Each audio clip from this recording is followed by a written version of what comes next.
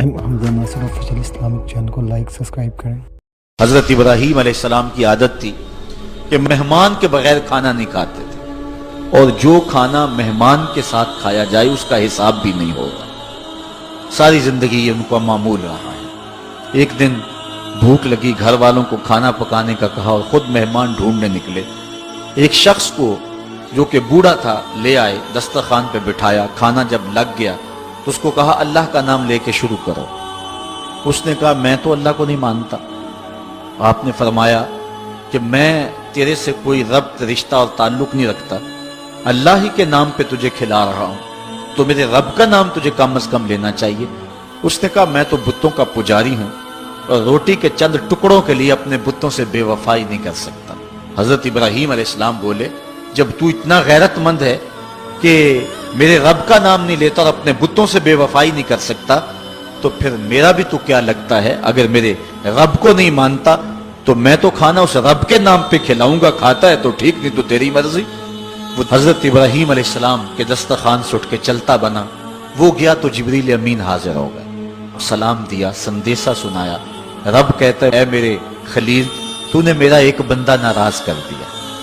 یا اللہ، وہ تیرا بندہ تھا؟ وہ تو تیرا نام لینا گوارا نہیں کرتا تھا، اور تو فرما رہا ہے کہ وہ میرا بندہ تھا۔ ارشاد ہوا ابراہیم بتاؤ اس کی عمر کتنی ہوگی؟ یا اللہ 80 سال کے قریب ہوگی۔ کہا اتنا عرصہ ہو گیا نا میں اس کو رزق دے رہا ہوں، تم ایک دن نہیں کھلا سکے؟ اب حضرت ابراہیم اس کو ڈھونڈ رہے ہیں، وہ دور پہاڑ پہ جا چکا ہے۔ اس کے قریب پہنچے، کہا میاں کھانا ٹھنڈا ہو رہا ہے، جلدی آؤ۔ اس نے کہا ایک شرط ہے، تمہارے رب کا نام نہیں لوں گا۔ کہا نہ لینا آؤ۔ تو کہنے لگا لہجے میں اتنا گداز، اتنی نرمی کیسے آ گئی؟ تم تو کہتے تھے رب کے نام کے علاوہ کھلاؤں گا نہیں۔ کہا کہ اسی رب کا ہی تو پیغام آیا ہے کہ میں بھی اس کو دے رہا ہوں۔ اس نے کہا اگر تیرا رب اتنا اچھا ہے تو کھانا بعد میں کھائیں گے، پہلے اس کا غلام بنا لے مجھ کو۔ تو وہ رب ہے سب کا، ہمارا حق ہے کہ ہم اس کی پوجا کریں۔ تو اللہ تعالیٰ جل شانہ نے ارشاد فرمایا یا ایھا الناس اعبدوا ربکم، اپنے رب کی عبادت کرو۔ ایک تو وہ تمہارا رب ہے، اور پھر الذی خلقکم، اس نے تمہیں پیدا بھی کیا ہے۔ توجہ چاہوں گا، کتنی شان ہے کہ اس نے تخلیق بھی کیا اور پھر اس نے تمہاری تربیت بھی کی۔ جو تخلیق بھی کرے اور تمہاری تربیت بھی کرے، کیا اس کا حق نہیں ہے کہ اس کے حضور سجدہ ریزیاں کی جائیں؟ ساری زندگی انسان ماں کی خدمت کرتا رہے تو بتاؤ ماں کی خدمتوں کا بدلہ دے سکتا ہے؟ ماں کے پیار کا صلہ دے سکتا ہے؟ تو انسان جتنی مرضی خدمت کر کے ماں باپ کو راضی کرنے کی کوشش کرے وہ تو راضی ہوتے ہیں، بلکہ نالائق اولاد کے لیے ماں باپ کی دعائیں اور زیادہ ہوتی ہیں۔ تو انسان ان کی خدمت کا حق نہیں دے سکتا۔ ماں باپ کے اتنے حق کیوں ہیں؟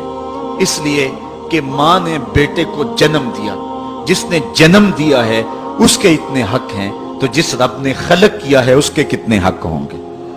جس نے تخلیق کیا ہے، دستے قدرت سے بنایا ہے، تو پھر اس کے کتنے حق ہوں گے؟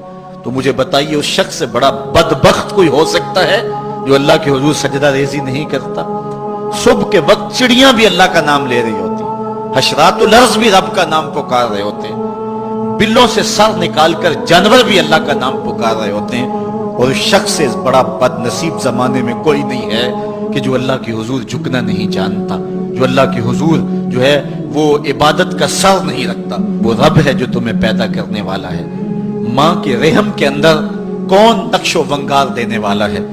کس نے گوشت کے لوتھڑے کو بولنا سکھایا ہے؟ کس نے چشم خانوں کے اندر روشن چراغ رکھ دیے ہیں؟ اور کس نے سر کے اندر ایک نشیط اور روشن دماغ رکھ دیا ہے؟ کس نے ہاتھوں کو پکڑنے کی قوت دی اور کانوں کو شنوائی کی طاقت دی؟ اور کس نے جو ہے وہ سونگھنے کی قوت اور قوت شامہ ناک کے نتنوں کے اندر رکھ دی؟ کون ہے جو ٹانگوں میں زور پیدا کرتا ہے؟ کون ہے جس نے چھاتی کو طاقت دی؟ کون ہے جس نے انسانیت کو احسن تقویم بنایا؟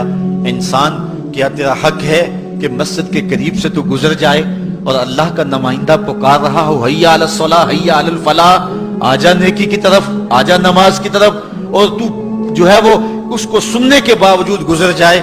ایسا ہو سکتا ہے کہ تو اس کے حضور آئے نہ، حاضر ہی نہ ہو؟ یہ بد نصیبی نہیں تو اور کیا ہے؟ اللہ تعالیٰ جل شانہ ہمیں اپنی عبادت کی توفیق نصیب فرمائے۔ حمزہ ناصر آفیشیل اسلامک چینل کو لائک سبسکرائب کریں.